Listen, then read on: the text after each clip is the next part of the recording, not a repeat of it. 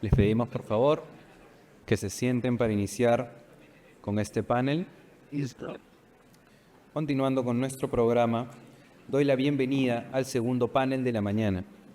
En este conversatorio se tratará el tema El reto de la prueba en el arbitraje, y nos acompañan ponentes como Marcela Filoy, de BSK Legal, Carolina Posada, de Pos Herrera Ruiz, Mario Reyardo, de Payet Rey Caubi Pérez, y Ana María Arrarte, quien en esta oportunidad será moderadora de este segundo panel. La doctora Arrarte es socia a cargo de la práctica de resolución de disputas, arbitrajes y litigios en el estudio Echecopar asociado de Baker & McKenzie International, con más de 25 años de experiencia docente en las principales universidades del país.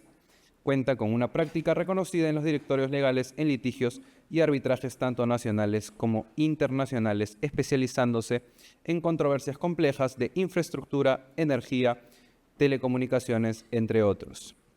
Árbitro y autora de varias publicaciones y revistas nacionales e internacionales en materia de litigios y arbitraje. Doctora, le cedo el uso de la palabra.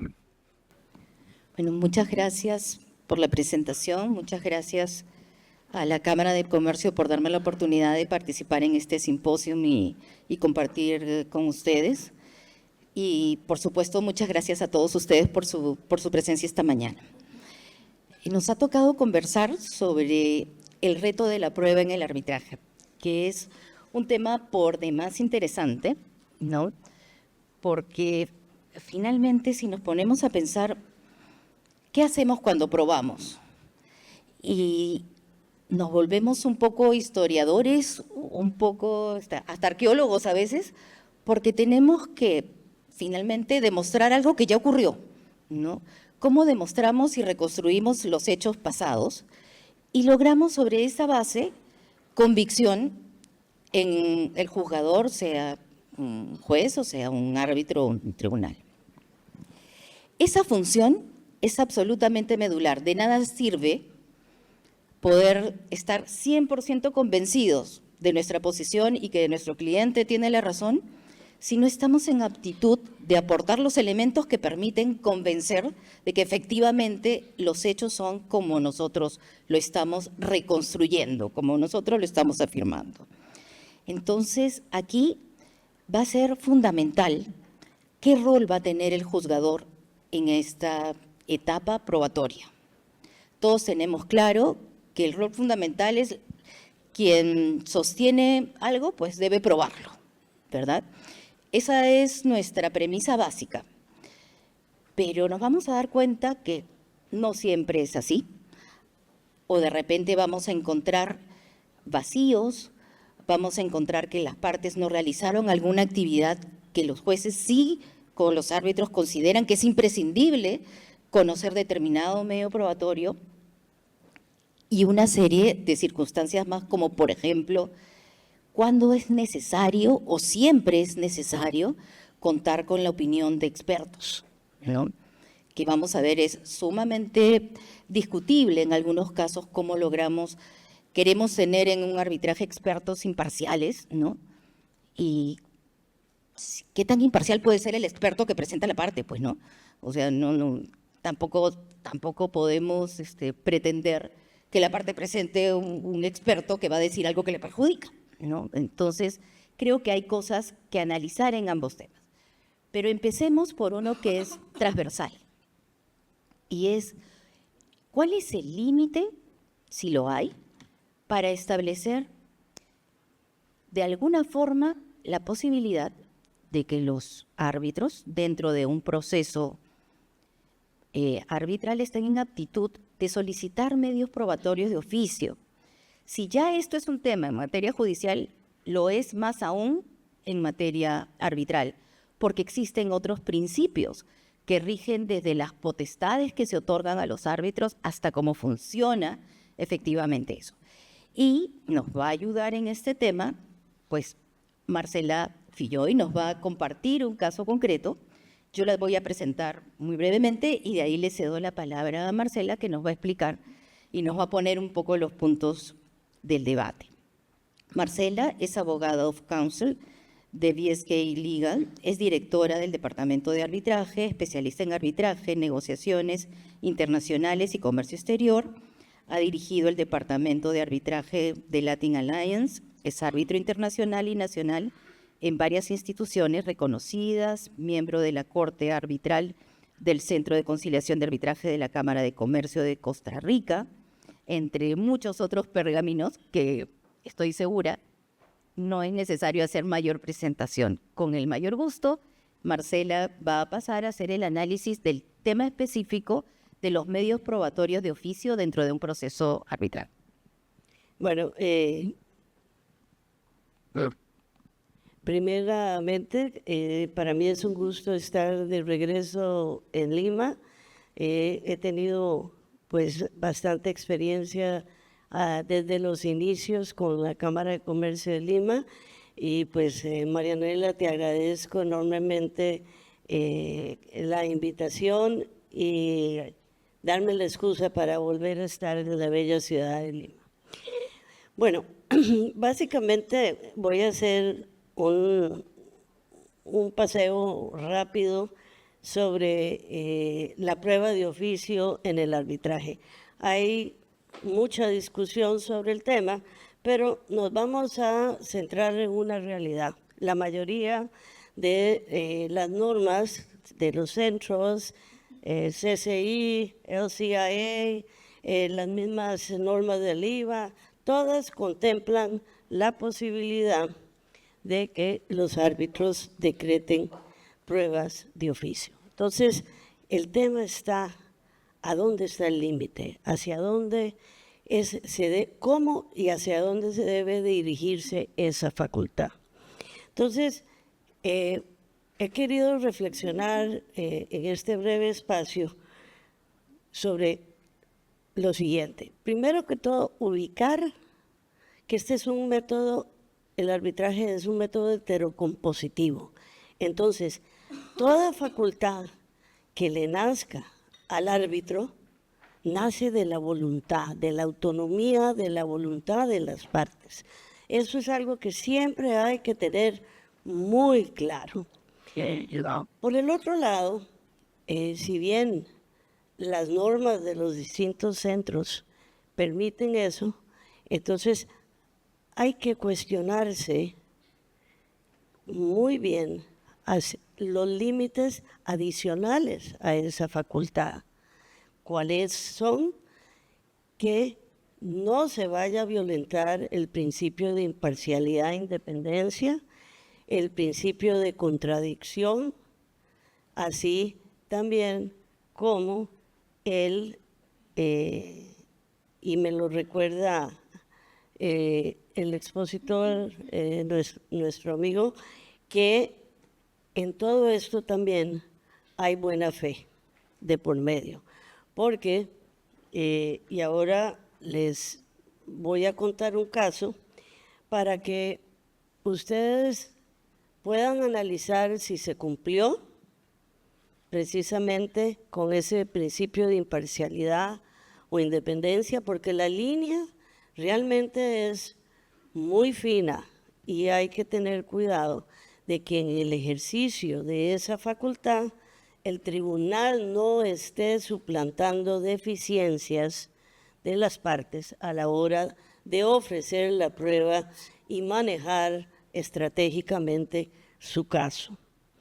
Por el otro lado, que haya una debida audiencia y que tome en consideración los alegatos de las partes que en su momento se oponen. El caso que les voy a contar brevemente, que me tocó en lo personal, resulta que yo pido una pericia para determinar un saldo real en un tema de un fideicomiso que se estaba ejecutando y no había podido establecerse con la financiera por omisión de controles debidos cuál era el saldo real.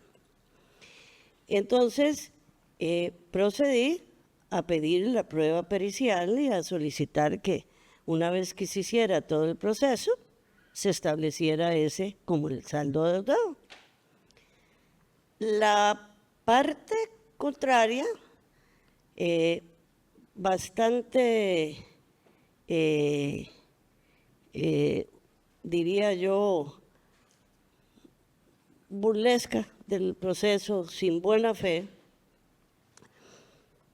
presenta a un par de testigos y no pide prueba pericial. Resulta, la prueba pericial, y en ese caso la parte tuvo oportunidad, la contraparte, de interrogar, indica que por ese problema de inconsistencia en la información no se puede establecer el saldo real. Al final, en la audiencia de prueba, llega y como no se podía establecer un saldo, pide que se nombre otro perito. Lógicamente, yo me opongo, aduciendo, se me da audiencia, principio de contradicción, y me opongo diciendo que realmente la otra parte ha desmerecido el proceso, actuado de mala fe y que se estaría beneficiando con una prueba que él no se preocupó de aportar. Pues acto seguido, el tribunal sesiona, dice, un momentito, interrumpimos la sesión, vamos a sesionar en privado, y ordena un perito de oficio. Y le da las instrucciones del caso. Y ordena que ambas partes la paguen. Bueno, ya yo me había puesto a prueba pericial adicional y viene y este perito rinde el informe. Y el perito dice que no se podía establecer el saldo real por un tema de inconsistencia en los respaldos y en la documentación.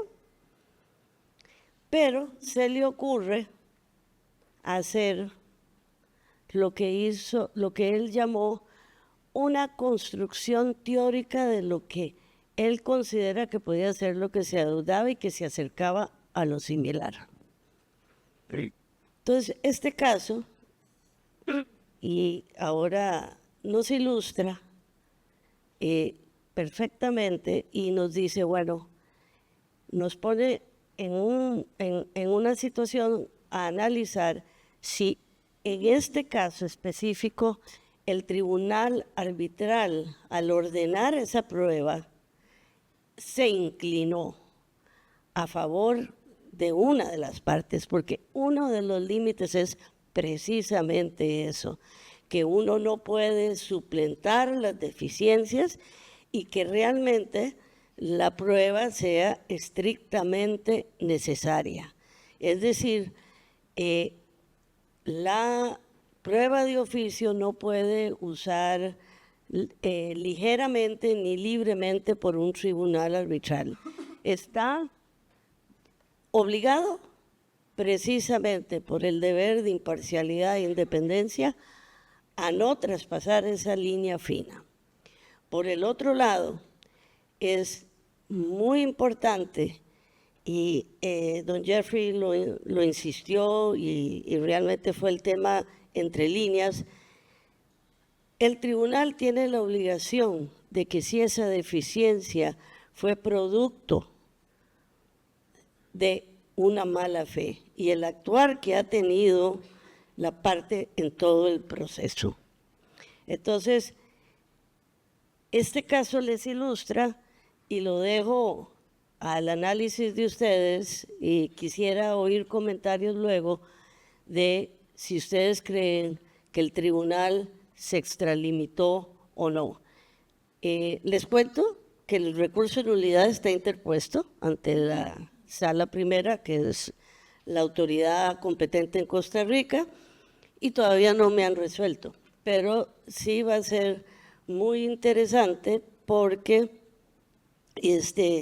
todo ese análisis que le digo, todas estas observaciones que estoy haciendo ahora fueron alegadas ante el tribunal y se está pidiendo la nulidad del laudo por violación del debido proceso, falta de fundamentación y violación de orden público, porque el establecimiento de un saldo real y exigible es parte de lo que se establece en muchos de nuestros códigos procesales civiles. Y en el caso de Costa Rica, el primer artículo del Código Procesal Civil dice que es de orden público. Entonces, les dejo la inquietud, les dejo el paseo por los principios aplicables y la importancia de que un tribunal arbitral haga ese análisis antes de ordenar una prueba de oficio y usar esa facultad, sin perjuicio de decirles que es importante que como asesores, cuando redactemos una cláusula, analicemos las circunstancias del caso y si no queremos, tenemos la facultad de poner en la cláusula que el tribunal no puede decretar pruebas de oficio. Lo dejo aquí para darle espacio a los comentarios de mis compañeros panelistas. Gracias. Muchas gracias, Marcela. Frente al caso, que me parece muy interesante, mi primera pregunta en realidad es ¿qué tendría que haber hecho el tribunal? O sea, si no había determinado un saldo a pagar, Sí. ¿cómo podría haber resuelto el tribunal sin un medio probatorio que le diga cuánto es? ¿O correspondía a la parte demandante fijar cuál era ese saldo? Bueno, en este caso, la idea y la estrategia era que si se lo podía lograr, es que todo esto lo descubrimos en el proceso y pensamos que por vía pericial, y ahí hubo también un poco de falta de colaboración con la financiera para rendir la información porque no la tenía, se estableciera. O sea, desde un inicio mi cliente estaba anuente a que se estableciera. Entonces, si las resultas de la prueba en autos, pues yo pienso, lo que yo esperaba era que el tribunal dijera, no se puede establecer el saldo, y menos condenar a un saldo teórico que violenta todos los principios de la materia, ¿verdad? Entonces, efectivamente, si esa era mi petitoria, pues el tribunal debió decir, bueno, no se acoge ninguna de las dos petitorias por imposibilidad de establecer el saldo, ¿verdad? En teoría, ese podría haber sido una salida. salida. Vamos a ver qué opina el resto de Claro, de los en el Perú tenemos participantes. algunas reglas preestablecidas, ¿no? Por ejemplo, la posibilidad de que se determine un saldo sin aportar pruebas, sino que sea el tribunal quien elija al perito y defina, no funciona propiamente así. Para nosotros tenemos que presentar un material probatorio junto con nuestra demanda, ¿no? Y si ocurre que no se cuenta con la información, lo que tendría que regir es algún principio que altere la carga de la prueba, ¿no? Porque no me puedes exigir a mí demostrar algo que con información con la que no cuento, ¿no? Y allí sí se invierte la carga de la prueba y el tribunal hubiese podido exigir a la parte demandada que presente el material, porque era el único que tenía acceso a esa información que fuera necesaria para hacerla, y en todo caso tomar decisiones en base a incluso inferencias, ¿no? Si no presenta la información, si es que no, si no permite que se haga finalmente una determinación del monto que debería ser ordenado, pues la inferencia es que realmente hay un monto adeudado que no se está especificando, ¿no? Entonces, podría ser un elemento a tener en cuenta, pero ciertamente hay una serie de principios en juego. Sí, aquí el hierro, Ana María, es no discutamos la facultad del tribunal para ordenar esa prueba de oficio. Asumamos que era importante. Pero ¿cómo vas si la pericia le dice que no se puede determinar el saldo cómo condena a la otra parte a un saldo teórico que No puede determinado. ser o no ser. Ese es el punto fundamental, que no hizo en su fundamentación un análisis de por qué, con un sustento sólido, escogía y condenaba a la parte a ese monto, sino que simplemente dijo, se está pidiendo un saldo establecido por un perito y aquí este perito me sale con este saldo, esta construcción teórica y eso es lo que voy a condenar. Sí, sin duda un caso interesantísimo que da lugar a muchos más comentarios y muchas más aplicaciones de principios, y es toda una realidad pues que se vive, ¿no? Entonces cada caso va a tener su propia solución, ¿no? Pero ahora creo que nos toca continuar con nuestro siguiente tema. Entonces, un punto fundamental es este límite en la aptitud del tribunal de solicitar medios probatorios de oficio, y como bien lo ha señalado Marcela, hay un límite claro que es no te puedes sustituir en el lugar de la parte, no, eso no puedes hacer. El límite puede haber medios probatorios y necesitas algo para esclarecer los medios probatorios aportados, pero lo que no puedes hacer es aportar medios probatorios respecto de hechos cuando no hay nada que se haya presentado y que permite finalmente realizar eso.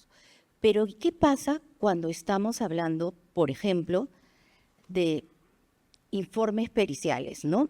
Porque, por ejemplo, en este caso se requería que un perito determine los montos. Cuando hablamos de los informes periciales, allí hay un matiz bien importante que es el que vamos a conversar en adelante. ¿Cómo debe manejar el tribunal eso? ¿Qué debe esperar de un informe de experto o de un perito? ¿Debe esperar imparcialidad? ¿Debe esperar, sin duda, solvencia profesional y capacidad? ¿No?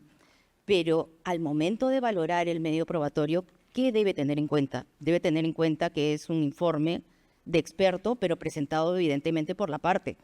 Como abogada, o sea, evidentemente antes de pedir un informe o de presentarlo, voy a verificar que no afecte mi posición, ¿no? O sea, de ninguna manera voy a presentar un informe de experto, por muy imparcial que sea, que me va a perjudicar en el arbitraje. Entonces, sí creo que ahí es bien importante qué filtros se deben tener, qué aspectos se deben tener en cuenta para eso. Y a veces consideramos que el rol frente a un experto es desacredítalo, ¿no? En una audiencia, ¿qué hace con el experto? Desacredita su calidad de experto, ¿no? Y después pone en cuestión todo lo que dice.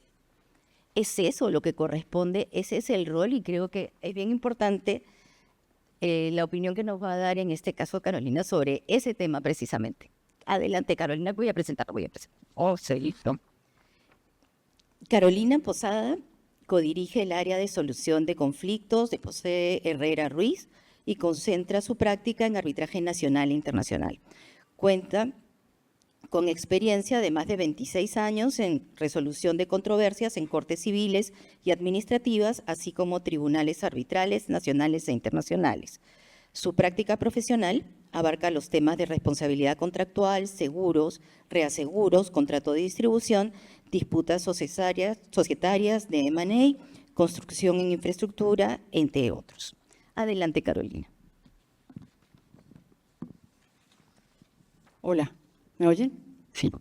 Muchas gracias, Ana María. Muchas gracias a la Cámara de Comercio de Lima y a Marianela particularmente por esta invitación. Creo que todos lo han dicho, pero no sobra repetirlo, estar en Lima siempre será un gran placer.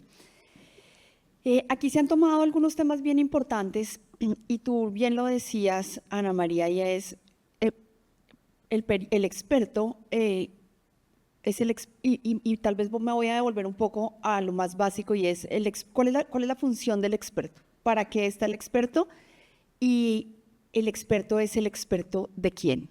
Porque aquí se habla siempre del experto de parte. Y tú has hecho mucho énfasis en un tema que me llama mucho la atención. Has usado las palabras con las que probablemente yo lo habría dicho hoy. Nadie en su sano juicio contrata a un experto que no soporte su posición. Es lo obvio, es lo natural.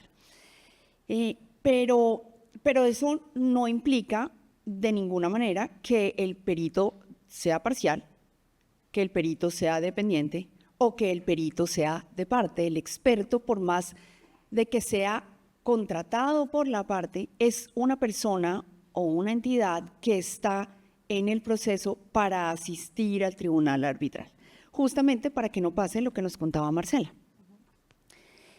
Y en esa medida creo que los abogados, los representantes de parte, tenemos una responsabilidad bien importante, y es cómo, voy a usar la expresión instruir en el buen sentido del castellano, cómo asistir al experto, cómo educar, cómo orientar al experto para que sustente la posición que yo represento, pero al mismo tiempo para que le sea útil al tribunal. Y en esa misma línea, entonces ya me pregunté el experto de quién, el experto del tribunal, pues de la parte para asistir al tribunal, pero además vale la pena que nos preguntemos si todas las veces se necesita un experto. Y aquí hay expertos, de hecho vi algunos, y por supuesto que si les preguntamos a ellos me van a decir, obvio que necesitamos un experto. Pues es mi trabajo, no me deje sin qué comer. Claro que necesita un experto. Y si bien más adelante Mario nos va a hablar del experto técnico, yo quisiera referirme muy rápidamente a los 3 tipos de expertos que hay en los tribunales para plantear las siguientes conclusiones a las que he llegado en mi práctica. De hecho, si ustedes revisan las normas, por ejemplo, de el reporte de costos a los que se refirieron en el primer panel acá sobre costos en el arbitraje, la Cámara de Comercio Internacional considera que el tribunal debe presumir que no se necesita un experto. Esa es su nota 62, salvo que las partes le expliquen por qué razón necesita un experto. Okay. Y en ese sentido, creo que haciendo un recorrido muy rápido, hay 3 clases de expertos en general: los expertos técnicos, los expertos de valoración de daños y los expertos legales. Entonces, si ustedes me preguntan, ¿expertos técnicos? Sí. Expertos de daños, a veces. Expertos legales, no voy a decir que no, pero casi nunca. El experto técnico se necesita porque yo necesito demostrar, yo como parte necesito probar, tengo una carga y tengo que acreditarle al tribunal un tema que yo no sé. Y entonces en ese caso, por supuesto que hay que asistir al tribunal en que haya alguien que le explique lo que el abogado no le puede explicar. Y en ese sentido estoy hablando de temas supremamente especializados, medicamentos, fármacos, químicos, no interpretación de contratos farmacéuticos, técnicos, químicos. La interpretación la puede hacer el tribunal. Pero sí la composición, la calidad, la aptitud de un producto, no, los abogados no estamos para eso. Daños, depende, porque hay daños, como el caso de Marcela, en el que se necesitaba un experto, pero hay temas en los que se cobra una cláusula penal, en los que se cobra un canon de arrendamiento por el tiempo que falta de cumplimiento de un contrato, una actualización, un cálculo de intereses. Creo que en ese caso el perito nos sobra. Y el perito legal, mi respuesta es casi siempre no, porque pues los árbitros conocen el derecho. Y el tema en el que muchas veces se fundamenta el experto legal es que va a ser un árbitro peruano que me va a resolver con ley colombiana. Nuestras legislaciones son muy similares, pero además los abogados estamos en capacidad de explicarle a los árbitros y los árbitros están en perfecta capacidad para explicar y entender la ley. Entonces, perito técnico sí, económico a veces, legal no. ¿Para quién? Es para el tribunal. Y tal vez, no sé si tú me vas a hacer alguna pregunta adicional, si paro acá y seguimos conversando más adelante, porque aquí el reloj me marca y me puedo extender indefinidamente hablando. Sí, tal vez solo si vemos cuáles serían los criterios entonces que tenemos que tener en cuenta para determinar cuándo es necesario contar con un informe de experto y cuándo no. No sé, creo que podría ser útil para cerrar el tema. Ok. Creo que los criterios dependen en gran medida de la complejidad del asunto, de la naturaleza del asunto, de los árbitros, aunque muchas veces no sabemos quiénes van a ser los árbitros que vamos a tener en cada caso. Pero más que los criterios de pronto para la contratación, me gustaría ahí tal vez mencionar a Ana María que considero que la contratación del perito debe hacerse muy al inicio del caso. ¿En qué momento? Exactamente. ¿Cuál es la oportunidad? Sí, creo que debe ser cuando se avisora una disputa. El perito tiene una función muy importante y es que le ayuda al abogado a construir su caso y le ayuda a entender las fortalezas que tiene, las dificultades que tiene y cómo presentárselo al tribunal. Entonces, entre más temprano se contrate un experto, creo que es mucho más valiosa su ayuda. Nos permite a los abogados anticipar pues circunstancias que muchas veces pasa, como nos explicaba Marcela, que en el pleito nos damos cuenta, en el arbitraje nos damos cuenta de una cosa o de otra que no se pudo hacer. A veces tenemos casos que los clientes nos dicen valen $2 billones y cuando llega el experto nos dice puede probar $20.000. Y ya en ese momento estamos en la audiencia. Y ya en ese momento pagamos costos de un arbitraje de $2 billones, pagamos expertos y honorarios de abogados de $2 billones, y si vamos a reclamar y vamos a probar 20.000, nuestro cliente nos quiere ahorcar. Y probablemente la culpa en gran medida también sea del cliente. Digamos que los clientes siempre llegan convencidos de que tienen un caso súper sólido y que se lo van a ganar. Entonces, tiene que ser muy, muy al comienzo del caso, sin que eso implique que el perito tenga que o haya sido el asesor, el acompañante. Por ejemplo, en los contratos de obra no pudo haber sido el interventor, por supuesto, porque la independencia se pierde. Y adicionalmente creo que cuando se va a escoger el experto hay que tener unos criterios bien importantes, y es que el perito sea imparcial, que el perito sea independiente. Eso ya lo hemos hablado, que el perito tenga buena reputación, pero me voy a referir tal vez en el minuto que me queda a unos temas que creo que son de mucha ayuda para el tribunal, sin inmiscuirme en el tema de Mario, y es: empezamos diciendo que el experto es un auxiliar del tribunal, y para que el experto le ayude al tribunal, yo necesito que el experto escriba bien, que el experto hable bien, que le pueda explicar de manera sencilla al tribunal el tema supremamente complejo, pero además necesito, y es un tema que creo que se ha venido tratando a lo largo de la mañana, que el experto tenga la humildad de reconocer el argumento del perito de la otra parte, del experto de la otra parte, y no simplemente, y no es la humildad del experto, realmente muchas veces es la humildad de la parte y de su abogado, porque los abogados no estamos dispuestos a entregar ningún punto y eso no le ayuda al tribunal. No tengo todos los detalles del caso de Marcela, pero probablemente si en algún momento los expertos, bien sea de parte o bien sean designados por el tribunal, hubieran sido capaces de adoptar una metodología conjunta, de encontrar unos hechos indisputados, de aceptar los supuestos de la otra parte, es posible que hubieran podido llegar a un resultado que le hubiera sido de ayuda al tribunal. Y sin perjuicio de las particularidades que tiene ese caso y sin pretender defender de ninguna manera al tribunal, porque como les digo, no conozco los detalles, el tribunal tiene el deber de llegar a una decisión que de alguna manera no sea lo que en los derechos locales se conoce como un fallo inhibitorio, porque finalmente hemos transcurrido un camino de 2 años para salir con un laudo en el que nos dice no se probó. Probablemente las partes van a decir, pero ¿cómo que no se probó? ¿Por qué no decretó una prueba de oficio? Eso sería lo natural que uno pensaría.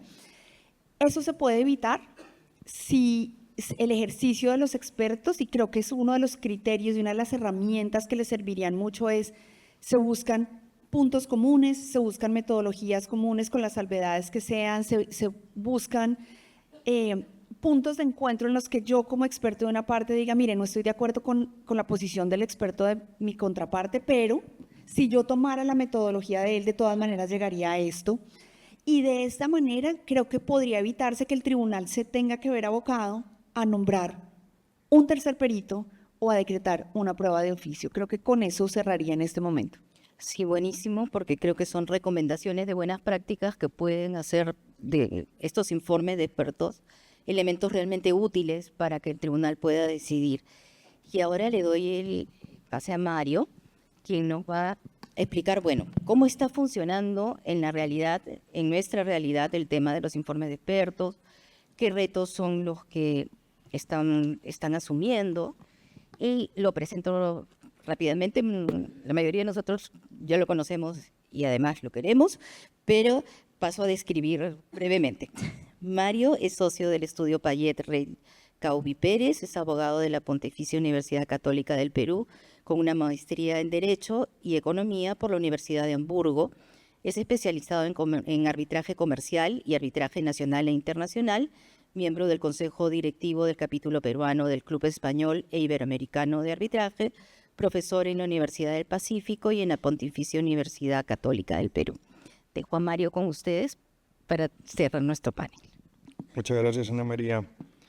Me gustó mucho la clasificación que hizo Carolina.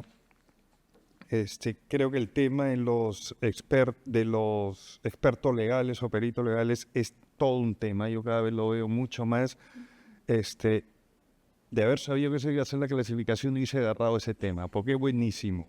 Pero de lo que he venido a conversar hoy es más, usando tu clasificación, el experto de daños, de valoración de daños.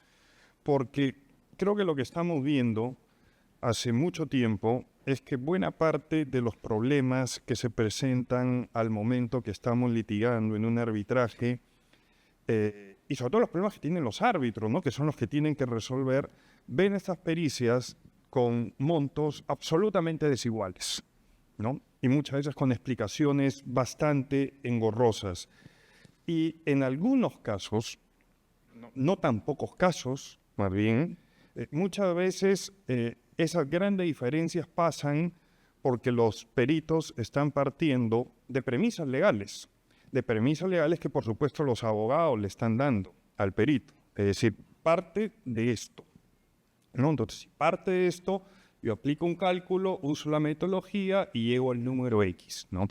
Pero como viene la otra parte y dice, no, esta es mi interpretación, parte de esto, entonces utiliza la metodología y llega al cálculo Y.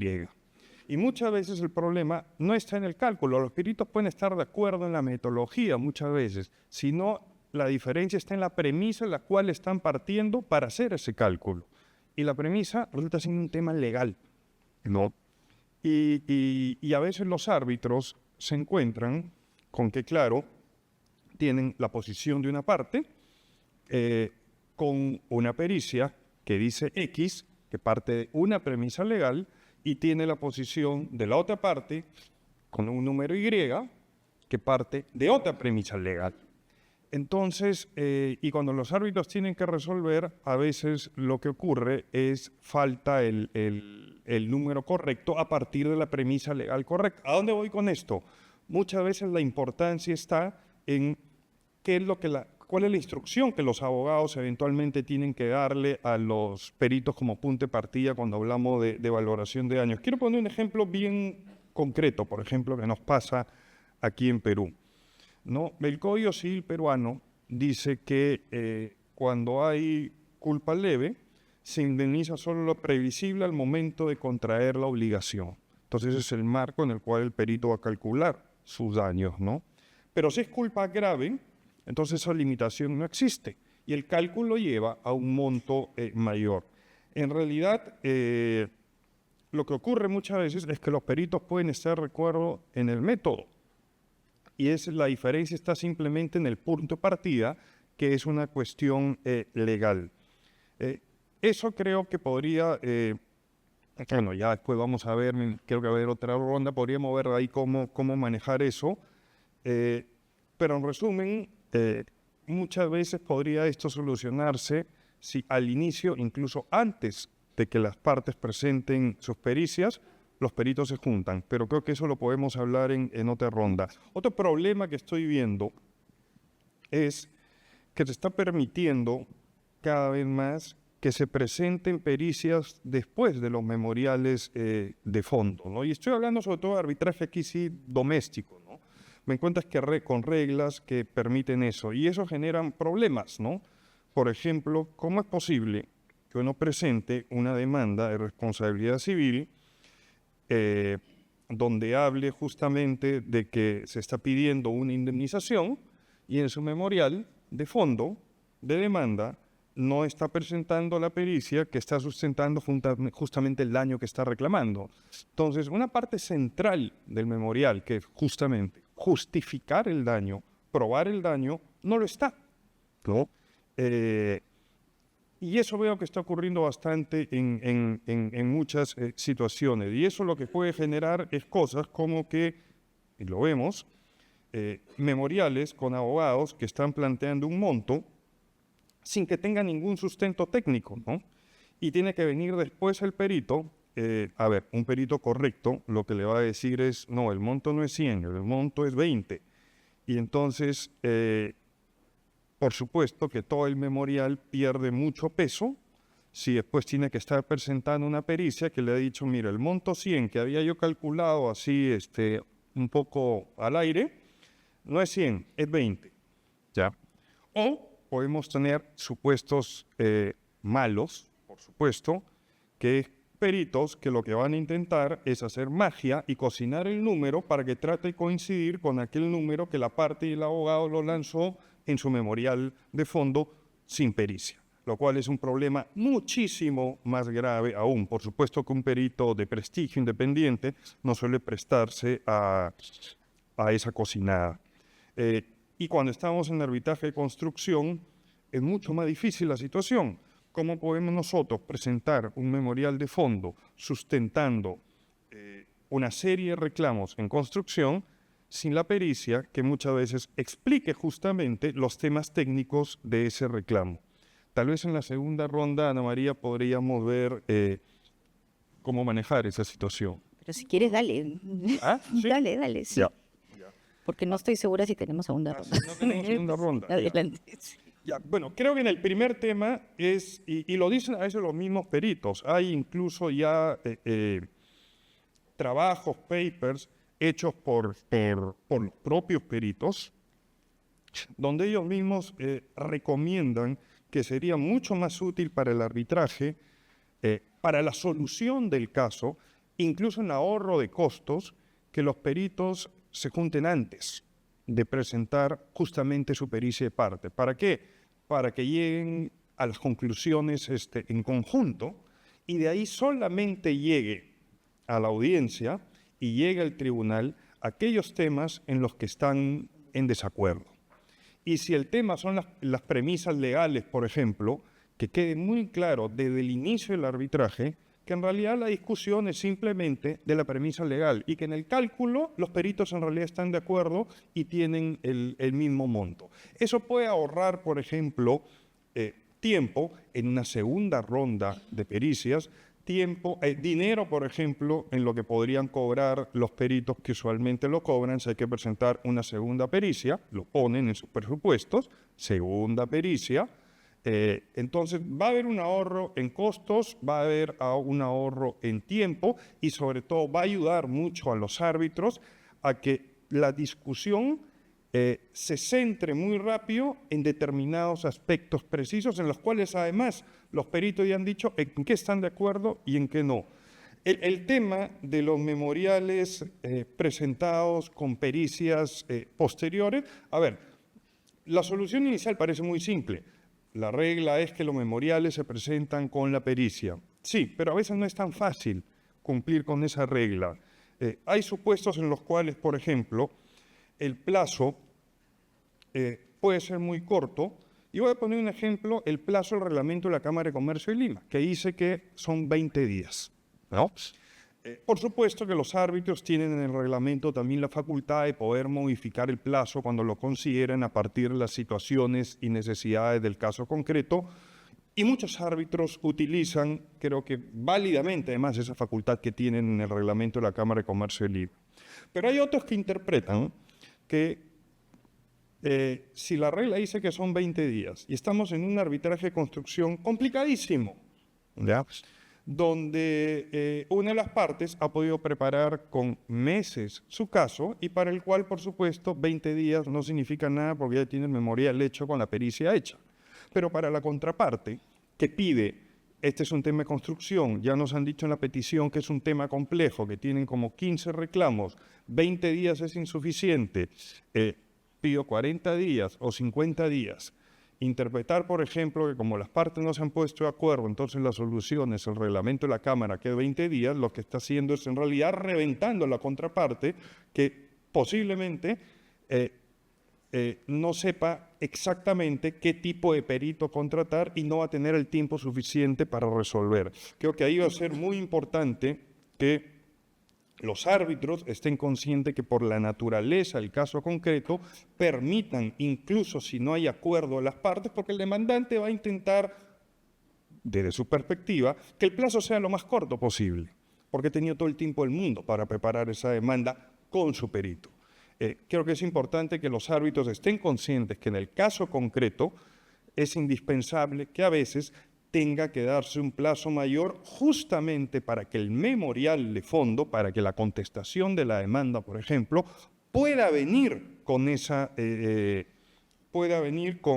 con esa pericia, ¿no?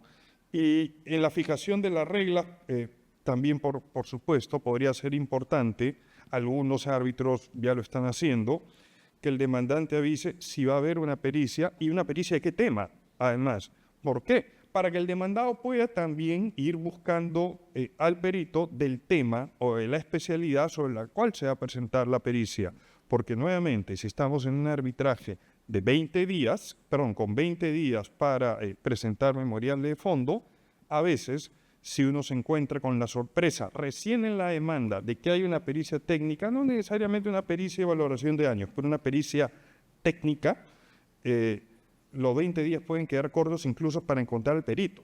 Entonces, mucho menos además para terminar haciendo esa pericia. Ahí podrían haber reglas, por ejemplo, como que el demandante, si ha dicho que no va a presentar una pericia técnica en la fijación de las reglas y resulta que al final sí la presenta, está perjudicando al demandado. Entonces, no estoy diciendo necesariamente que hay que retirar la pericia del demandante, pero está claro que el demandado no está en igualdad de condiciones y necesita más tiempo para empezar, para poder encontrar un perito y que este perito tenga el tiempo de poder hacer la pericia que permita presentar un memorial completo.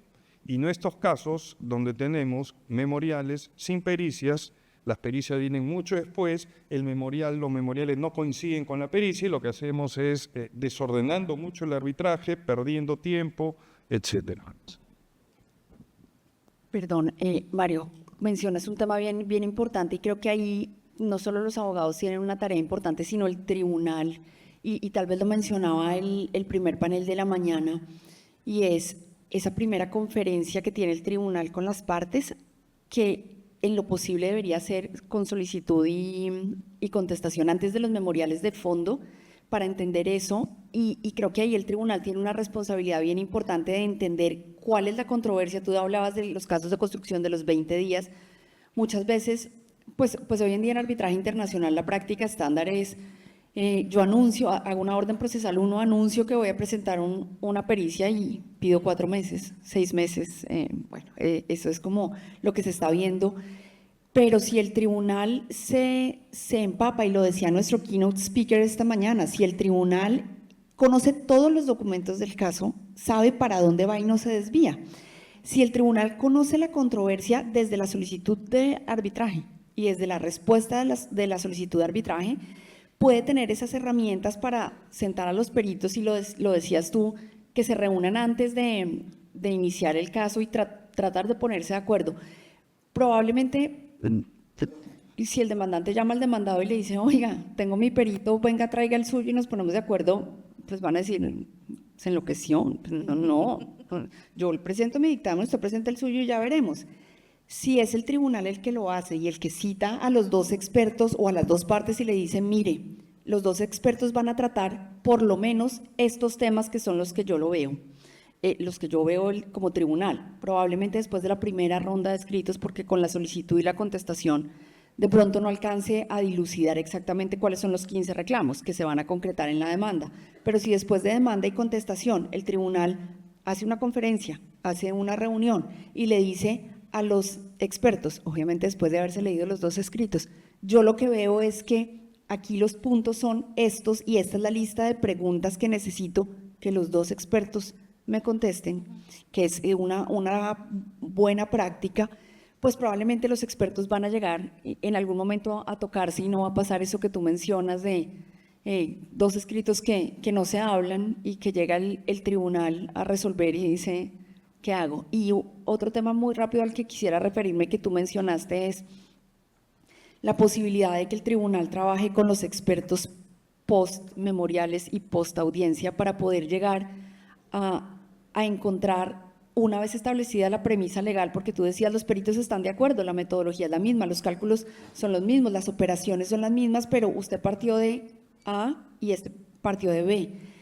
Creo que acordar desde un comienzo la posibilidad que tiene el tribunal de reunirse con los expertos después de presentadas los escritos de fondo y poder trabajar con ellos en el cálculo, porque las premisas ya las definió el tribunal, creo que es bastante útil para poder producir una decisión que, por supuesto, tiene que ser con el consentimiento de las partes. No se trata de sorprender a las partes con un cálculo que nunca nadie vio, pero sí creo que podría ser una buena práctica para resolver ese tipo de inconvenientes.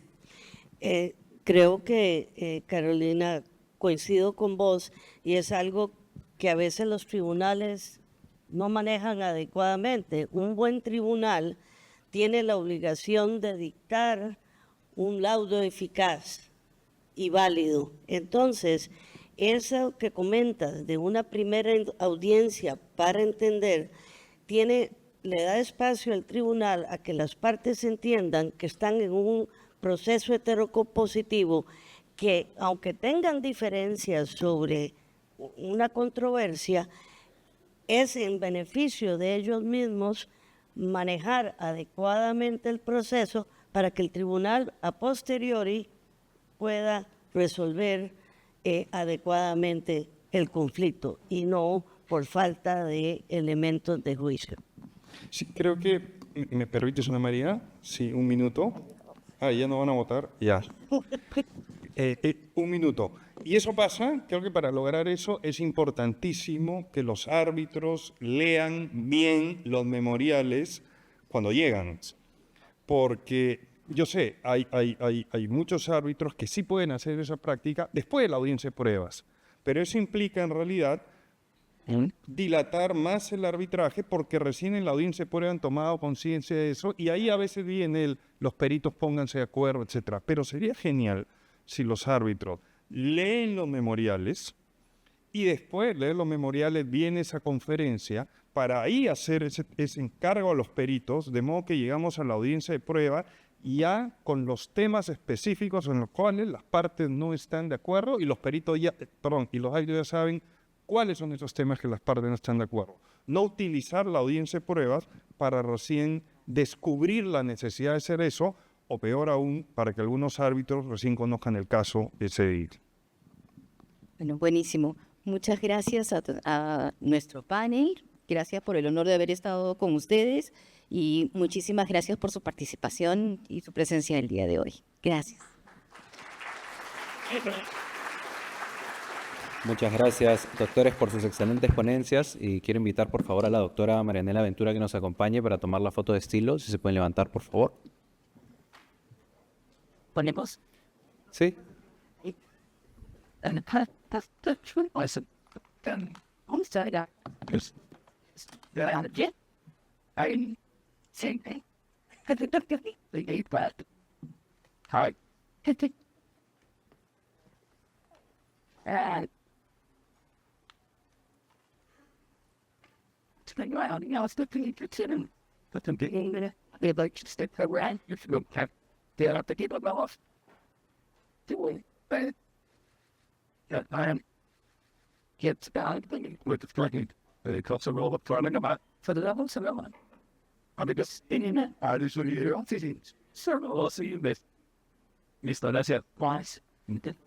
Muchísimas gracias por su tiempo aquí.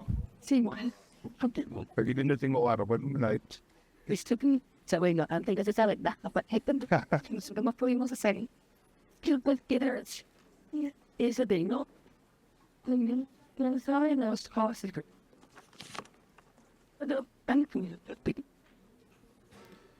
Muchas gracias, doctores, por sus excelentes ponencias y por haber compartido con nosotros sus conocimientos. Como tercer panel de esta mañana, tenemos el conversatorio sobre perspectivas actuales en la ejecución de los laudos arbitrales.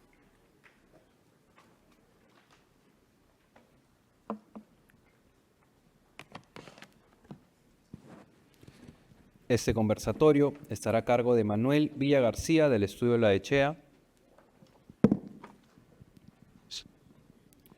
de Paula Navarro, de eSalud, y en esta ocasión la doctora Gianna Maquiavelo nos dará el honor de moderar este panel. La doctora Maquiavelo es árbitra independiente y experta legal en materias de derecho corporativo, derecho administrativo y derecho de la energía. Es miembro del Consejo Superior de Arbitraje del Centro de Arbitraje de la Cámara de Comercio de Lima y delegada del Perú ante el Comité de Arbitraje de la Cámara de Comercio Internacional. Fue viceministra de Justicia y trabajó en las áreas legales del Ministerio de Economía y Finanzas, así como del Ministerio de Transportes y Comunicación. Doctora Maquiavelo, le cedo el uso de la palabra. Buenos días. Bueno, es un gusto estar aquí con este auditorio lleno, haber escuchado estas ponencias tan interesantes esta mañana. Bueno, tengo que agradecer primero a Marianela por la organización y felicitarla porque, una vez más, muy buen trabajo. Estamos en ese conversatorio y la verdad es que queremos hacerlo así, como un conversatorio entre los tres y también contar con la participación y la experiencia de esta audiencia tan especializada. Entonces, nuestro tema es las perspectivas actuales en la ejecución de los laudos arbitrales. Sabemos que la obligación de los árbitros es emitir un laudo válido y ejecutable. Sin embargo, para las partes esto no es suficiente. El objetivo de las partes es, bueno, de un lado, resolver una controversia, pero además ellos esperan la ejecución. Es recién en ese momento donde sus pretensiones se van a ver satisfechas. No basta tener un documento. El profesor Jeffrey, nuestro keynote speaker de esta mañana, ha tratado un tema de la máxima relevancia en el arbitraje, la buena fe. Y esto es porque la confianza es central en el arbitraje, ¿no? En un proceso donde las partes eligen a sus árbitros, el procedimiento que van a seguir, ¿no? Deciden las reglas aplicables. Entonces, la confianza, la flexibilidad, todo lo que caracteriza al arbitraje requiere de la buena fe de las partes. Para tratar este importante tema, tenemos la visión de dos expertos. Me acompañan Manuel Villa García, socio del Estudio La Echea, con más de 30 años de experiencia en litigios comerciales. Ay, yo tratando de leer sin mis anteojos, disculpen.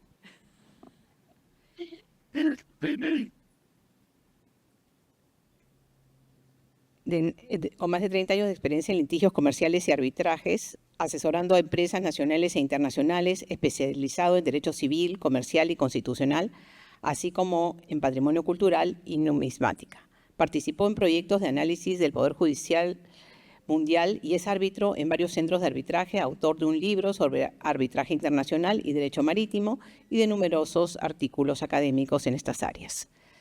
Paula Navarro es abogada con una sólida formación académica en Derecho y Ciencia Política, así como una amplia experiencia en defensa jurídica del Estado y arbitraje internacional, con más de 10 años de trayectoria, incluyendo un destacado rol como especialista procesal en la Procuraduría General del Estado del Perú. Actualmente se desempeña como subgerente de asuntos arbitrales en eSalud. Su expertise se refleja también en su participación como conferencista en seminarios especializados. Para empezar con nuestro conversatorio, quiero preguntarles a ambos si consideran que hay estándares distintos en la ejecución de laudos nacionales versus laudos internacionales. Empezamos con Manuel. ¿Aló? Aló. Muchas gracias, Gianna, muchas gracias a todos. Gracias a la Cámara por la invitación. Sí, definitivamente, existe un doble estándar. Vamos a hablar de lo que nadie quiere hablar, pero aquí en la Cámara podemos hablarlo y tenemos que hablarlo. La ejecución de los laudos. ¿Qué pasa cuando el Estado pierde un arbitraje? Entonces, yo quiero mencionarles un caso, 6 casos en realidad, 6 arbitrajes tramitados en la Cámara con el mismo inversionista y contra el Ministerio de Transportes y Comunicaciones. Tenemos una media de 3 años en cada uno de estos 6 arbitrajes. Tenemos 6 recursos de anulación del laudo ante el Poder Judicial. Los 6 han sido ganados, es decir, el laudo es válido y están blindados. Y tenemos 6 procesos judiciales de ejecución del laudo que ya llevan 7 años. Si sumo, alrededor de 11 años por cada caso y hasta ahora el Estado no paga. Frente a eso, el Estado nos invoca diversas normas que en mi opinión no se aplican. Ya Paula va a sustentar. Y frente a ello tenemos una doble acción del Estado, que es en los arbitrajes internacionales, en los arbitrajes CIADI. Y ahí vemos que el Estado, por ley, ha creado el SICRESI, que es sensacional, que conversa con todos los niveles del Estado, que designa superabogados internacionales y nacionales, y que yo diría que en un 70% el Estado peruano ha ganado. Excelente. Pero cuando ha perdido, inmediatamente paga. Y uno de los, no sé si el último, o uno de los últimos casos es el arbitraje del Estado peruano contra Gramercy, donde pagó inmediatamente $100 millones de un cocacho. Entonces tenemos un doble estándar. Hacia afuera, una cosa. Hacia adentro, otra cosa. Y efectivamente, el inversionista que se acogió a la regla del cláusula arbitral de la Cámara de Comercio de Lima y que ganó el arbitraje, lo que esperaba era que el Estado cumpla. Y bueno, ya ven ustedes, ha pasado 7 años. Y hoy día me he encontrado con este librito, Maranela, muy bonito, que dice, sin árbitro no hay partido y sin cláusula no hay arbitraje. Y yo le agregaría, y si el Estado es el demandado y pierde, debe pagar, ¿no? Ahí lo dejamos por primera vez. Perfecto, Manuel, muchas gracias. Paula. Complicado, me lo dejas. Gracias.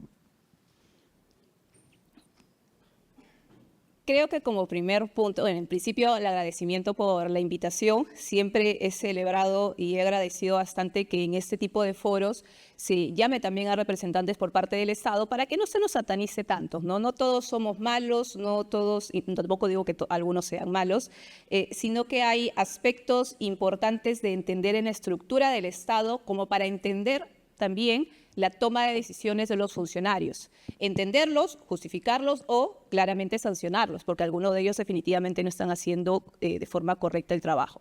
Entonces, cuando vamos a esta pregunta si hay un doble estándar respecto al cumplimiento de los laudos por parte del Estado cuando estamos hablando de arbitrajes internacionales y arbitrajes nacionales, definitivamente a la pregunta y a los hechos podríamos dar una respuesta de sí. Pero más que un estándar en aspectos legales, hablo más de una posición de toma de decisión de los funcionarios. Lo que comentábamos en esta mesa, o lo que estamos comentando en esta mesa, a mí me permite reflexionar unos marcos normativos que justamente Manuel estaba mencionando que voy a defender la aplicación de alguno de estos. Y ciertamente, porque la máxima del funcionario público son las normas. La máxima del de las personas, no de los servidores, de las personas naturales, es obviamente su toma de decisión, su voluntad en todos sus extremos. Pero por parte de los funcionarios, mi máxima es mi norma. No puedo hacer nada aquello que mi norma no me lo permita. Entonces, tenemos una serie de normas que hablan sobre la asignación del presupuesto para el cumplimiento de las deudas por parte del Estado. La más conocida, obviamente, y la principal va a ser las normas de presupuesto, que es el Decreto Legislativo 1440. Y en el artículo pertinente, y justamente ahí también menciona Manuel, ahí habla sobre la asignación de presupuesto para el pago de sentencias, el artículo 73, si mi memoria no me falla. Y ahí señala las modificaciones presupuestales que puede hacer los funcionarios, cada una de las entidades, para tener el fondo suficiente, pero para el pago de sentencias judiciales. Pasamos entonces a la aplicación que tienen los magistrados. Los magistrados tienden a aplicar la 27584, cuando te señala, tienes 6 meses para dar cumplimiento a tus deudas, caso contrario te voy a ejecutar de manera forzada.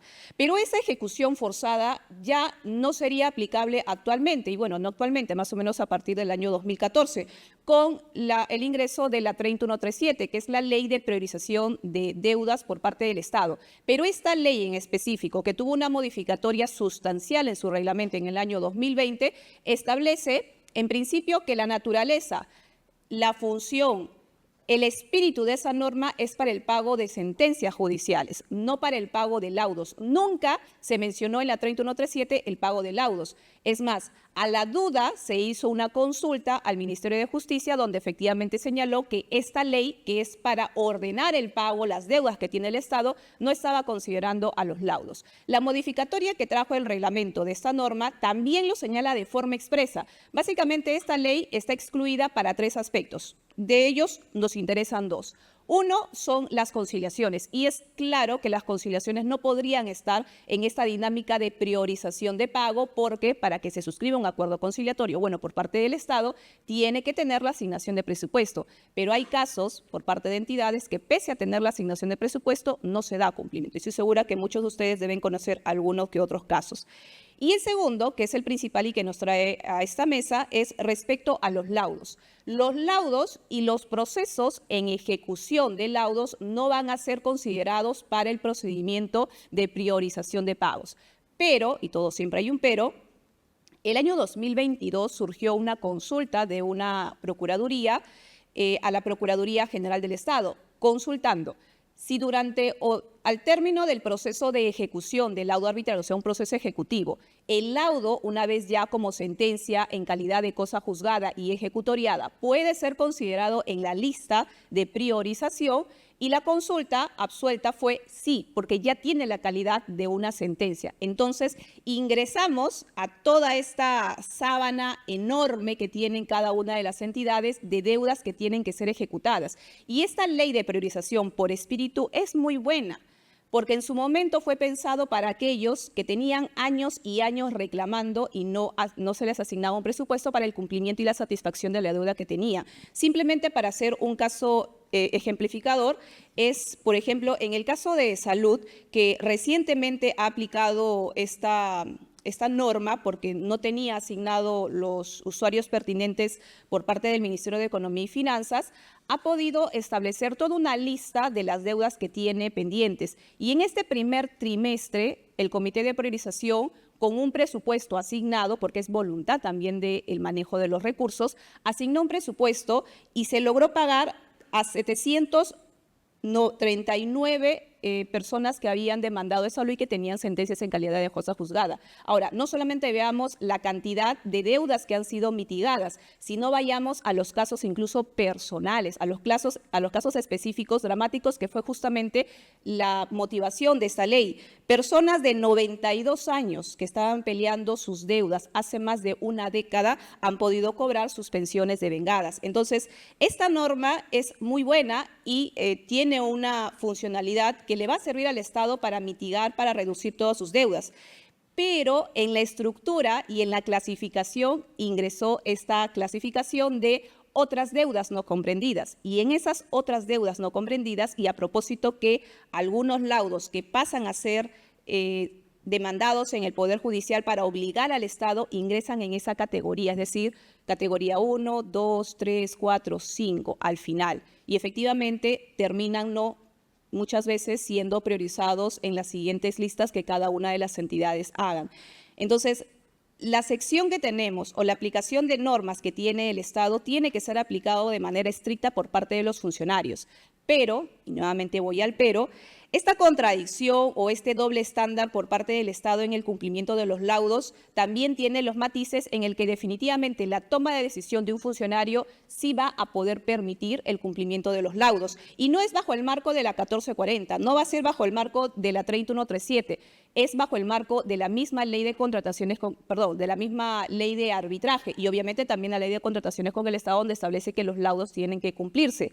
Y esto, si alguno dirá, pero no tenemos marco en la ley de presupuesto para la distribución y asignación de presupuesto. En realidad sí se lo tiene, sí se tiene. Lo que se tiene en el decreto legislativo 1440 es la modificación máxima que puede tener la entidad para asignar presupuesto para el pago de las deudas judiciales. Pero esto no quiere decir que en la libertad de los funcionarios, porque recuerden que las entidades son autónomas en el manejo de sus recursos, no quiera decir que no puedan asignar presupuesto para el pago de laudos. ¿Por qué? Porque técnicamente en el clasificador de gastos del Ministerio de Economía y Finanzas, que es la estructura de los gastos que el Estado puede realizar, sí se encuentra contemplado la asignación de presupuesto para el pago de sentencias y laudos arbitrales. Nuevamente voy aquí, entonces, es que es un tema de toma de decisión. Si internamente el Estado no está cumpliendo con sus laudos nacionales, pero sí lo está cumpliendo a nivel internacional, es un tema de toma de decisión de los funcionarios. Muchas gracias.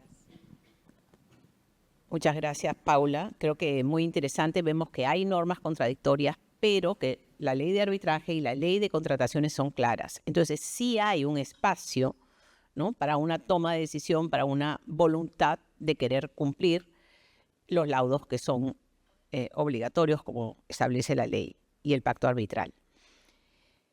En la situación que nos vemos, ¿no?, y que ha sido muy graficada por Manuel y que Paula también reconoce y nos explica de dónde salen estas demoras, esto produce, bueno, una crisis de confianza en el arbitraje, por supuesto, pero ¿cómo perjudica esta situación a los proveedores, a los inversionistas y al propio Estado, ¿no? Estas demoras, este dilatar el cumplimiento. Sí, gracias. Vamos a ver.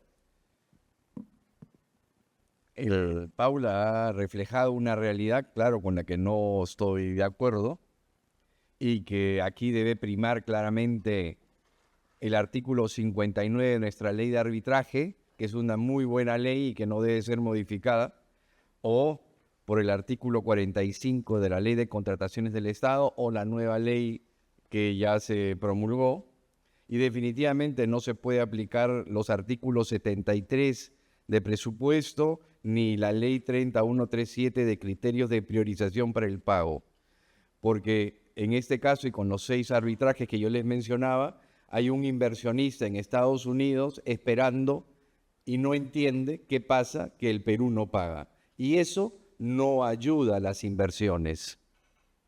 Entonces, proponemos que se cree un SICRESI nacional, un SICRESI que coordine con todos los ministerios, municipalidades, regiones, etcétera, que controle la designación de centros de arbitraje, que controle la designación de abogados.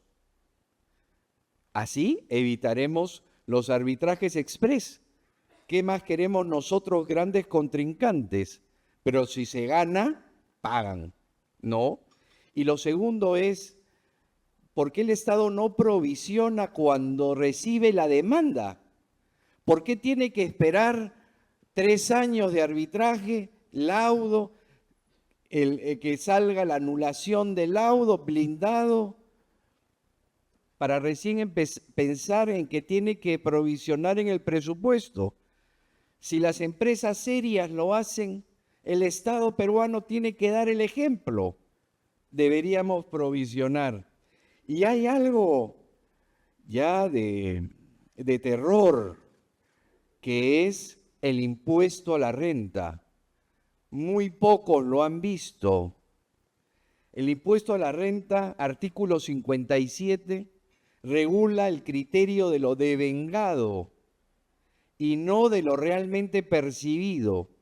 Entonces, en los 6 casos que yo les he mencionado, que en total suman alrededor de 30 millones de soles, más intereses, 40 millones de soles, ya este inversionista francoamericano tuvo que pagar hace 5 años cerca de 12 millones de soles, porque es el criterio del impuesto a la renta de lo devengado. Y hasta ahora no le pagan. ¿Esto es así? Tenemos que hablarlo. Si el Estado insiste en aplicar el artículo 73 del impuesto a la renta y la ley 3137, bueno, establezca el principio de lo realmente percibido. Oye, Estado, cuando tú pagues, te pagarán. Bien. Gracias, Manuel. Y ahora la pregunta para Paula, ¿no? ¿Cómo perjudica esta situación al propio Estado y qué podemos hacer al respecto?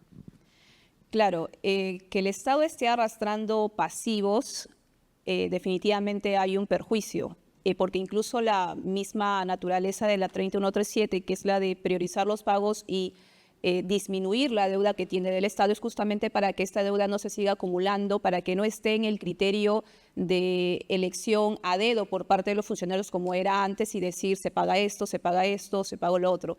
Lo que básicamente ahorita podría hacerse en lo que es referido a los laudos arbitrales. La idea muy interesante de Manuel sobre la creación de un SICRESI nacional, a propósito de que este trabaje similar al SICRESI que nosotros conocemos en la designación de las instituciones arbitrales, a propósito del gran problema que nosotros conocemos, que actualmente viene en el Perú, obviamente de la estrategia de defensa para la elección de los mismos árbitros y obviamente seguimiento de todo el proceso arbitral. Pero esa propuesta no se aleja mucho de, en realidad, el texto normativo que tiene el sistema de defensa jurídica del Estado en la creación de la Procuraduría Especializada de Arbitraje, que ya está creada por ley, pero aún no se ha implementado. Es un aspecto, creo, económico y posiblemente ahí técnico, en el que tiene que ordenarse también, porque si es que se inicia ya esta Procuraduría, entra en vigencia, entra en función esta Procuraduría Especializada en Arbitraje, va a estar a cargo de la mayoría de los procesos arbitrales a nivel nacional. Hasta cierto monto, todas las entidades tendrían que desprenderse de sus procesos y remitírselos a esta Procuraduría Especializada. Pero la dinámica de esta Procuraduría Especializada al momento de el cumplimiento de los pagos durante el desarrollo del proceso arbitral, pero por sobre todo, al punto que estamos tratando el día de hoy, el cumplimiento de las sentencias o de los laudos que se emitan, no se va a alejar mucho de lo que se trata también en el SICRESI. El SICRESI no tiene un fondo para el cumplimiento de los laudos. El SICRESI, su ley establece que la entidad de la cual surgió esa controversia va a hacerse cargo de esos pagos. Y obviamente una entidad, cuando tiene una sentencia, un laudo SICRESI, tiene obviamente unas sanciones a niveles internacional que no va a dejar que se incumpla, no va a dejar que se aplique. Entonces, hace el cumplimiento de esos laudos. Lamentablemente, al interno, pareciera que no es suficiente esas sanciones o esos apercibimientos para que los funcionarios también establezcan un buen orden y organización interna. Justamente para esta conferencia me tomé el tiempo de hacer una consulta a nivel de transparencia alrededor de 50 entidades, porque hay una práctica que tiene que aplicarse a efectos que el Estado deje de ser visto como un Estado que no cumple los laudos, que la práctica, creo que la frase es que le tira cabeza o algo así. Entonces, para que deje de verse al Estado de esa forma, el Estado está ahí, el Estado no va a quebrar, el Estado tiene fondos, el Estado no va a desaparecer como si fuera una deuda que pueda tenerse con un privado. El Estado va a estar ahí para dar cumplimiento, pero hay que organizarse. Como les dije hace un momento, las entidades son autónomas en el manejo de sus recursos. Lo malo o lo bueno, se podría decirse, dependiendo de cómo se mire, los funcionarios no son eternos. Puede haber funcionarios que tengan una decisión política de se pagan las deudas, se pagan los laudos. Pueden haber otros funcionarios que digan yo no voy a dar cumplimiento a esos laudos de otras gestiones. Es un tema de decisión política, es un tema de decisión de gestión que lo tienen en manejo los funcionarios y para esto tiene que ordenarse internamente las entidades. Esta consulta de transparencia que hice alrededor de 50 entidades, entre ellas todas las nacionales y muchas de los gobiernos gobiernos regionales, era básicamente para consultar si es que en su ordenamiento interno tenían directivas, lineamientos, memos de organización en la que disponieran cuál es el orden y cuál es el procedimiento para el cumplimiento de los laudos una vez que ellos son notificados. De las 50 que he consultado, solamente he obtenido respuesta positiva de 4 entidades: el MIDIS, la OEFA, Salud, obviamente, y el Gobierno Regional de Amazonas. Estas 4 entidades tienen un procedimiento interno. Una vez que son notificados, entran a un registro, entran a una priorización para asignación de presupuesto e ingresan, por lo tanto, también aquí al cumplimiento de estos laudos. Las demás entidades se rigen bajo lo que les estaba comentando de: ¿hay una obligación del cumplimiento de los laudos? Sí, está en el artículo de la ley de arbitraje. ¿Hay una disposición técnica, un aspecto técnico para seguir y no estar alejado de las normas respecto a la asignación de dinero para el cumplimiento de laudos? Por supuesto que sí. En el clasificador de gasto del Ministerio de Economía y Finanzas. Entonces, aquí entramos a una propuesta de solución que 4 entidades sí lo están cumpliendo, e independientemente del funcionario que llegue con el titular o con el gobernador o con la municipalidad que lleguen, con el alcalde que lleguen, hay normas internas que regulan el cumplimiento de sus laudos. Una vez que tengamos nosotros las normas internas para el cumplimiento de estos laudos, lo que va a tener que hacerse es también un orden respecto a cuánto debo, el conocimiento de cuántos laudos aún quedan pendientes. Y esa información, que en el transcurso posiblemente del cambio de gestiones en las diferentes entidades posiblemente no sea ordenada, pero gracias al aplicativo MEF de registro de sentencias judiciales y laudos arbitrales, sí hay una data por cada entidad, porque es obligatorio su registro. Hay una data para que el área de contabilidad, el área de presupuesto, sepa cuánto el Estado, cada una de sus entidades, debe en lo que refiere a procesos arbitrales.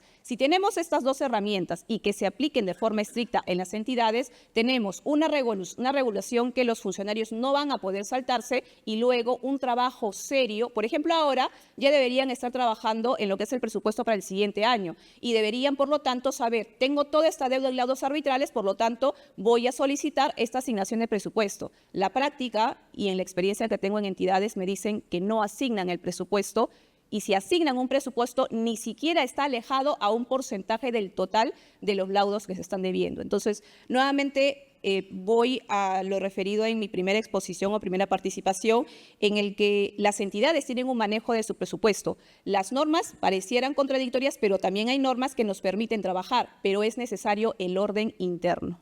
Gracias, Paula. En realidad muy ilustrativo, pero creo que la síntesis de lo que escucho de Paula es, por un lado, falta de voluntad política, y por otro lado, lo que todos conocemos, una crisis en la institucionalidad, ¿no? Porque el Estado es uno, y el hecho de que cambien los funcionarios no quiere decir que haya discrecionalidad para decidir qué laudos se pagan y qué no, ¿no? O sea, los que son de mi gestión sí, los que son de la gestión anterior no, y o sea, eso no tiene ningún sustento, más que esta crisis de institucionalidad, esta falta de confianza, este temor a pagar algo que creen que no se debe o que no se debería haber perdido porque no se llevó bien el caso. En fin, pueden haber especulaciones de todo tipo, pero lo cierto es que si hay un laudo válido y ejecutable y se han vencido todos los plazos, bueno, solamente queda una acción, que es pagar, ¿no? Y están los mecanismos, o sea, es la decisión, ¿no? Bueno, como les dije, queremos tener preguntas del público. No sé si alguien quiera participar. Muy brevemente, un minuto, nada más. Sí. Quería también resaltar y llamar la atención que en la nueva ley ya publicada de contrataciones del Estado, el artículo 84.10 dice: el pago del laudo arbitral es obligatorio. El reglamento establece los mecanismos de pago y su exigencia.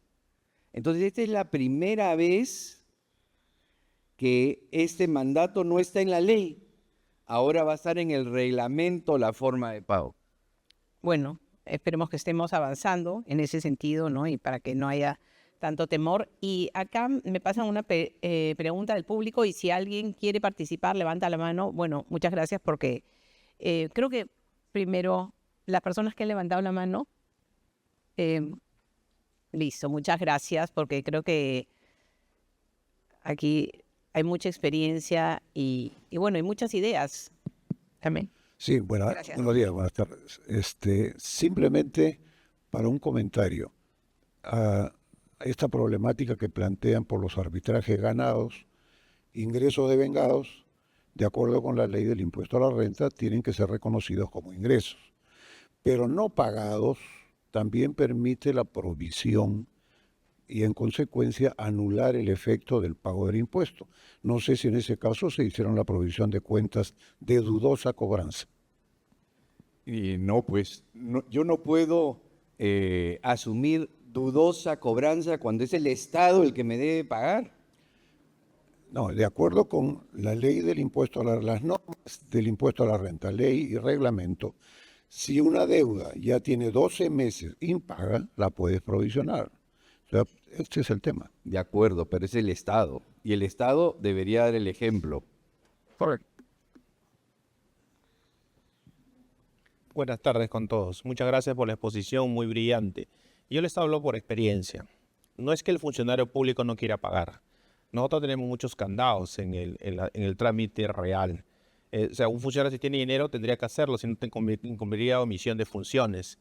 Lo que pasa es que la Contraloría ya ha sacado varios informes internos. En este caso tengo conocimiento, la Sutran, en donde el funcionario ha pagado y se le ha dicho por qué no lo pagas de acuerdo a la ley del aplicativo según el Comité de Sentencias y Laudos Judiciales.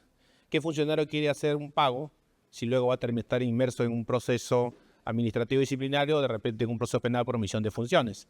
Claro que a la larga no va a tener razón la Contraloría, pero hay un temor. La ley de priorizaciones es una ley que debe de cambiarse y el gobierno no lo quiere hacer. O sea, si bien es cierto, ingresas la contingencia, pero ¿cómo lo pagas? Si están esperando que sea una sentencia con calidad de cosa juzgada. ¿Por qué algunas entidades pagan? Por la sencilla razón que tienen ingresos propios. La OEFA, multas extraordinarias, el caso de Rexol, obviamente pues tiene un presupuesto para pagar otras partidas presupuestales. El ministerio que yo hablo, por ejemplo, es un tema de subvención de personas vulnerables. Ni para hojas tiene. ¿De dónde va a pagar con su partida presupuestal propia? Entonces, la realidad es una cosa, la norma es otra cosa. Entonces, lo que se tiene que hacer es cambiar esa ley de priorizaciones para que los procuradores públicos lo puedan ingresar y con el comité especial estar en la lista de priorizaciones. Pero ¿qué funcionario podría decir si en el comité de sentencia no aparece la priorización del pago de sentencias, perdón, de laudos judiciales, lo van a pagar? Pongámoslo todo lo que estamos sentados acá. Queremos seguir trabajando y la carga procesal, la administración pública es ardua todos los días. Hay un día que termina, hay un día que no termina, en donde la carga es superior al personal que trabaja. ¿Estaríamos inversos a contestar procesos administrativos disciplinarios? La razón es porque un procurador público se va hasta el último en los cuestionamientos de lo que viene a ser de las decisiones judiciales y laudos arbitrales. Porque si no lo haces, la Procuraduría General del Estado te abre un proceso administrativo disciplinario. Porque ellos no trabajan en el aspecto práctico. El que se enfrenta a los procesos es el procurador, no el administrativo. No voy a apelar, tengo que hacer un informe. Vas a la Procuraduría General del Estado y dicen, no hay sustento, ábrale un proceso. No va a la casación, informas. No, sí pudo haber casación, proceso administrativo disciplinario. El funcionario, caso Sutran, pagó con ingresos diferentes, con otras partidas presupuestales, proceso administrativo disciplinario. Los funcionarios que tienen más de 20 años en la administración de justicia y en la administración pública saben muy bien que para qué lo hago, porque me voy a agarrar de un problema. Que cambie la ley de priorizaciones, esa es la solución. Gracias. Muchas gracias. La experiencia, sí, por supuesto. Mi querido colega, de aquí de lo que se trata es la inversión. Y el ministro de Justicia ha salido a decir que otorga seguridad jurídica. Parte de la inversión es tener reglas claras. Si me va mal en el negocio, ¿ante quién voy a demandar? Y si le he ganado el Estado tiene que pagar.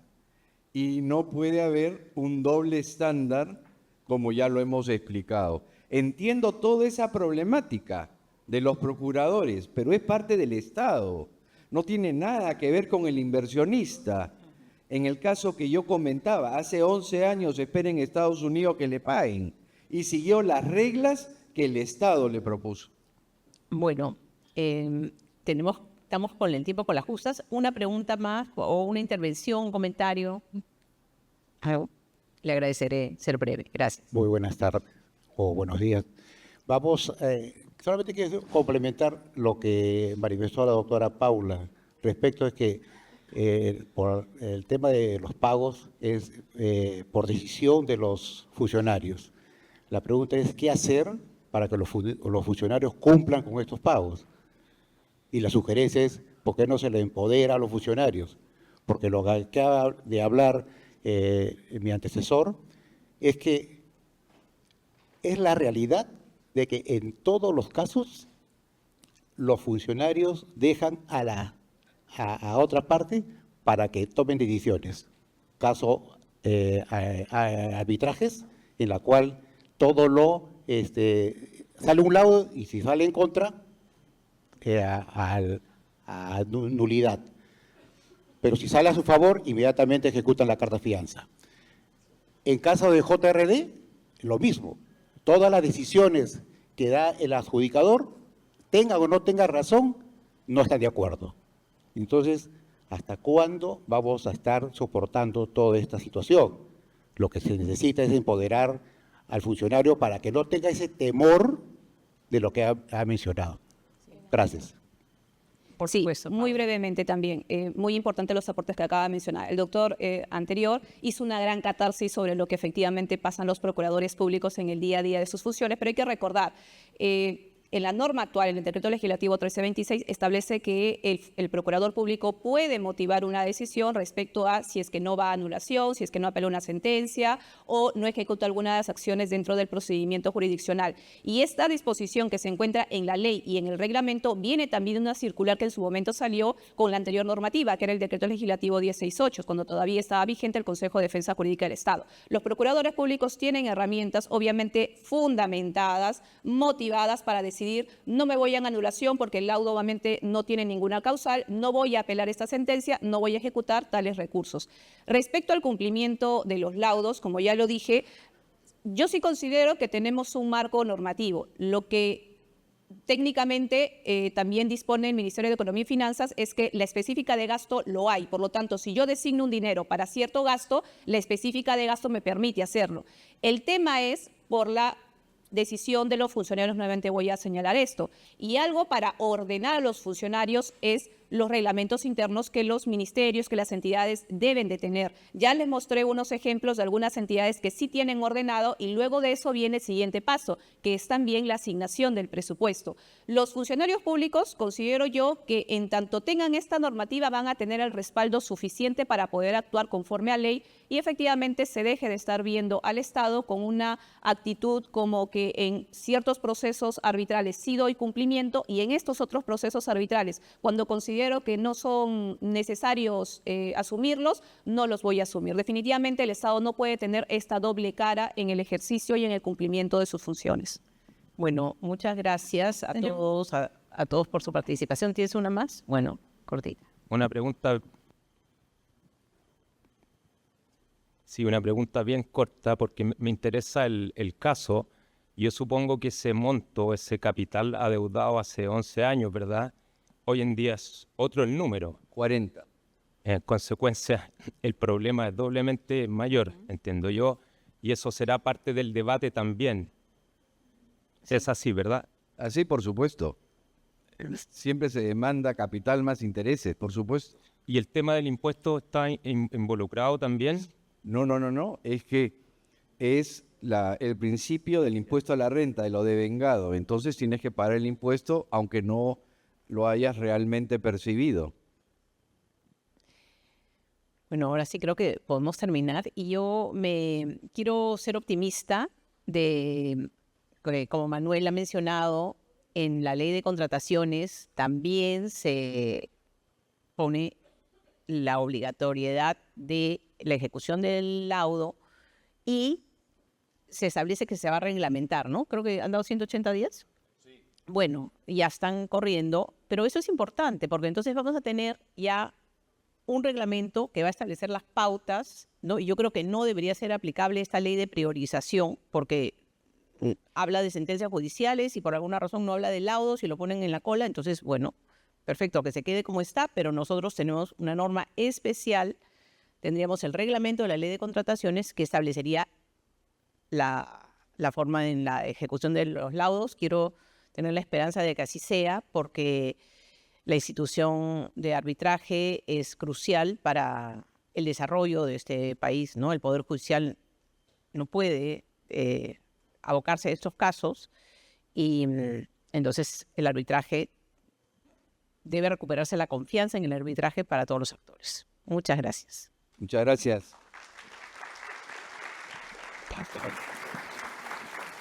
Perfecto, muchísimas gracias, doctores, por su conversatorio. Los invitamos a que estén de pie para la foto protocolar.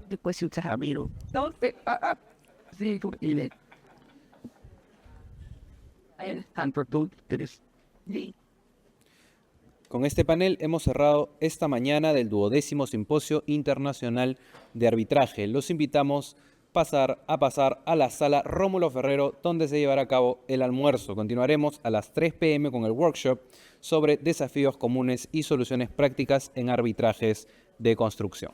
Muchas gracias.